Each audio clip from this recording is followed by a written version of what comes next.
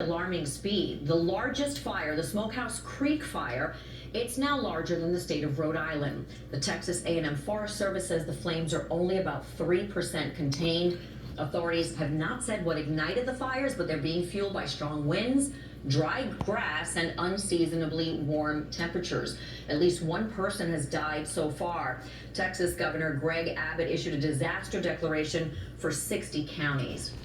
Maria, with only 3% of that contained, it just tells you how massive a problem that is. It is a massive problem. A couple good things weather-wise. We've gotten rid of that heat.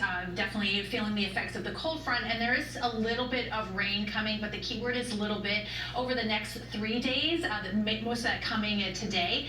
Not much after that, so it is still going to remain rather dry in most of Texas. But you can see we're getting in on some of that too over the next 3 days. That system affecting Texas right now is going to bring us some clouds and showers by the time we get to Saturday. In the meantime, we're in the wake of this massive cold front, and you can see the flow behind it. We actually have lake effect snow showers. We could see in places like Syracuse maybe a foot to 1.5 feet of snow here, which is very interesting because there's basically no ice on the Great Lakes. And this time of year, that's pretty unusual, and to have lake effect happening because the lakes are wide open is definitely concerning. But of course, it's riding with incredibly cold air and big temperature drops, some 20 to 30 degrees colder across the region compared to this time yesterday. 22 in Rochester, we're at 32 in the city, but obviously it feels much colder than that because of these winds. Poughkeepsie down to 29 right now, 30 in Islip. It does feel like the upper teens and low 20s right now. As you can see, as we go through the morning hours, by 10 a.m. 35,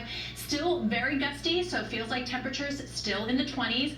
We get a lot of sunshine today, but by 3 p.m. just 40 degrees, and those feels like temperatures still in the 20s and 30s. Winds start to ease a little bit tonight, so by the time we get to about 8 o'clock, 37 degrees with lighter winds. But we get another very cold start to the day tomorrow with clear skies down to 30 degrees and more sunshine, lighter winds, a little bit warmer. It's going to be more comfortable to start March.